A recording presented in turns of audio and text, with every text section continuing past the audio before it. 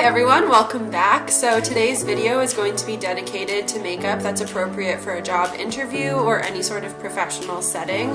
It's going to be sort of a natural smoky eye, and I think it's going to be appropriate for all skin types, all skin tones. So if you're looking for the perfect look for your next interview to look professional and put together, keep watching. Okay, so in a way this look is kind of already done. I have my base makeup on, I put my brows on, and I have some lip gloss. The only thing that I would add is a little bit of mascara. If you're a person who doesn't wear a lot of makeup normally and doesn't really want to wear a lot of makeup to a job interview, this would be a really good alternative to like beating your face. So anything that makes you feel comfortable, anything that makes you feel a little bit fresh, a little bit like it's a special occasion. Also, if you don't wear makeup, don't worry about it. That's your choice, that's your prerogative. But as a good alternative, this is a really simple, sort of painless look. If you guys want me to make a video outlining those basic steps for like a very basic no makeup look, please comment below and I will do that. Otherwise, keep watching and we'll get into this eye look. Okay, so I'm going in with Orange Soda from the Anastasia Soft Glam palette on my crease as my transition tone. This color works because it's a little bit orangey, and I'm going to be blending it with like a warm brown, so this makes sense for this look. You could also use something that's more taupe, but for me, for now, I would like a warmer color in my crease. So for my face makeup, I chose to do a totally matte foundation. I just think maybe it looks a little bit more natural, a little bit more of like a day wear type thing. I don't really know why, I just felt better about doing a matte foundation, but I did add highlight on my cheekbones and my nose and my forehead, so not a totally matte look overall, but I didn't add any glitter drops like I normally do. I just think it's a little bit more conventional to not have a very shiny, glittery face. So after Orange Soda, I'm now going in with glistening just above that Orange Soda on my brow bone. This is just kind of buffing out that Orange Soda, blending it into the color that I have under my brows, which is Sails from the Anastasia Riviera palette. This is pretty much my transition base. I'm gonna go in now with Sienna from the Soft Glam palette and shape out my outer corner. So because I want this look to look kind of natural, even though there is, you know, color on my eyes, I'm gonna have a more rounded corner.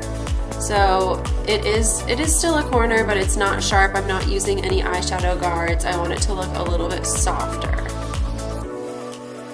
And I'm just going to extend that color across the outer third because the transition shade that I'm using before my lid color is very similar and I want them to overlap. So I'm going back in with Orange Soda to soften that harsh line. Go back in with glistening, just to highlight that brow bone a little bit more. Okay, so now I'm dipping into Sinai from Natasha Denona, the Sunset palette, and that's just to kind of blend out this outer corner. All of these colors are pretty warm. That's why I chose Orange Soda as my transition color. I'm also going to be using Orange Soda on my lid. So with Sinai, which is just a little bit lighter than that shade that I used on my outer corner, I forget what it was called. What was it called? Sienna. I'm just going to shape out that crease a little bit more now that it's been blended out. Okay, so there we go. That's looking nice. My eye socket is looking deep. So I'm coming in with Orange Soda with a dampened brush on my lid, and I'm kind of blending that towards my outer corner and leaving my inner corner blank so that I can add a lighter color there for highlight.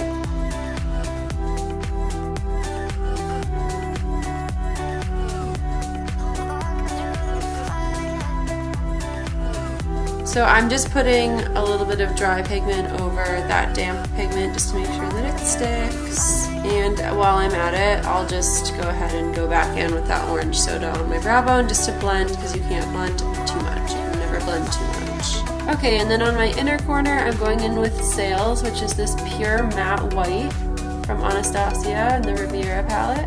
And I'm going to blend this out. This is almost going to be like a concealer, And I'm going to go over it with orange soda, but I want my inner third to be very highlighted. So we're going to kind of cut this crease a little bit. Alright, keep in mind this brush was dampened as well, so if you want less color payoff, you can always just use a dry brush.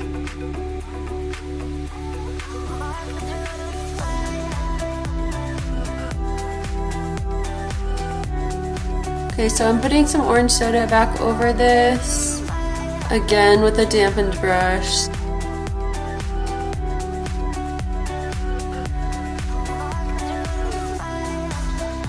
Okay, so we've kind of contained that inner corner highlight. And now what I'm going to do, since we have nothing on my face that's shimmery besides my highlight, I'm going to use Fairy from the Soft Glam palette to highlight my inner corner. So I'm just going to dip in with my pinky. I have hit pan on this already and my pinky is not like the best applicator, but we're going to do our best.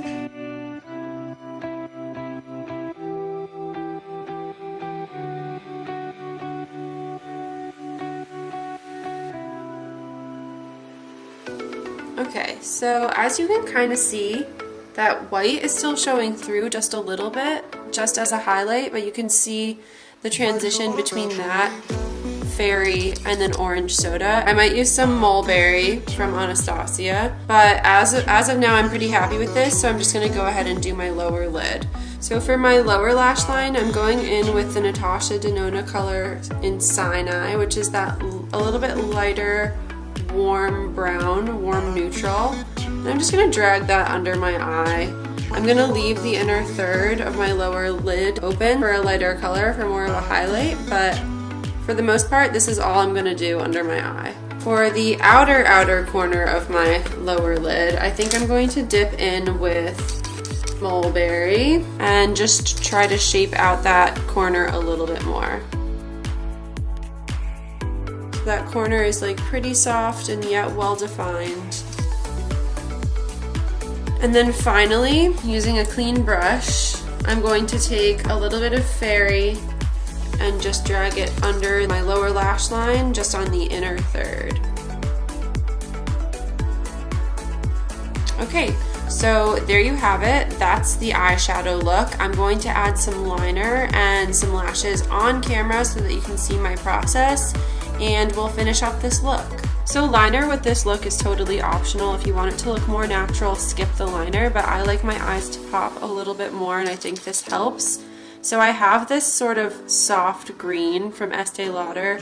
It is in the shade Olive Luster. I'm putting it on my lower lash line, just ever so gently applying this. Very, very, very conservative layer of pigment. And then I'm going to use my Kat Von D tattoo liner for my top lash line.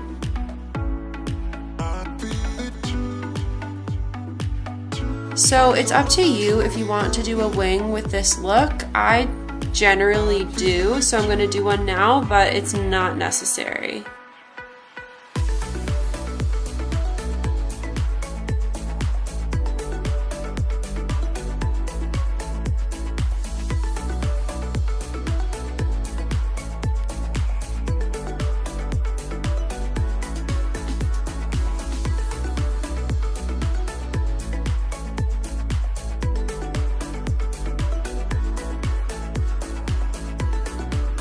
Okay, so again, this look is basically done. All that's really left is fake lashes. So I have these. They're very natural looking. They do open your eyes up a bit, so I'm gonna put these on. Like I said, completely optional. You're at a job interview, you're not at a photo shoot.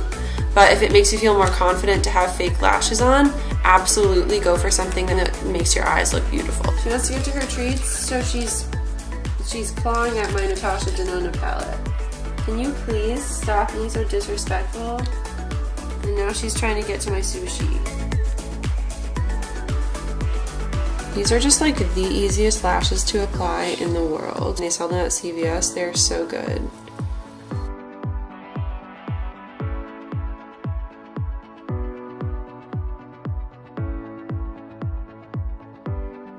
So that's it. Okay. Done. Okay, Okay, so this is my basic everyday soft glam interview look.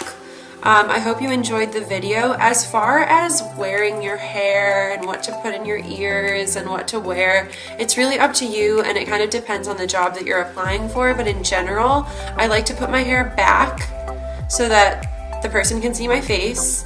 My earrings I tend to keep pretty low key. I'm not going to wear like my long feather earrings because I think they can be distracting. I have a bunch of jewelry in my ears that I can't take out, so they're just going to have to live with that. And then as far as tops and bottoms go, I'm a firm believer that you don't need to hide your body just because you're interviewing for a professional position, but at the same time, it shouldn't be something that someone is noticing and focusing on, either subconsciously or consciously. So I tend to cover my chest and wear either a longer skirt or slacks. So it's up to you whether or not you want to wear heels. Wear what you're comfortable with. It is embarrassing to trip in heels. So there's no problem with wearing flats. And other than that, all I can say is good luck, happy job hunting, and I hope you enjoyed this video. I'll see you next time.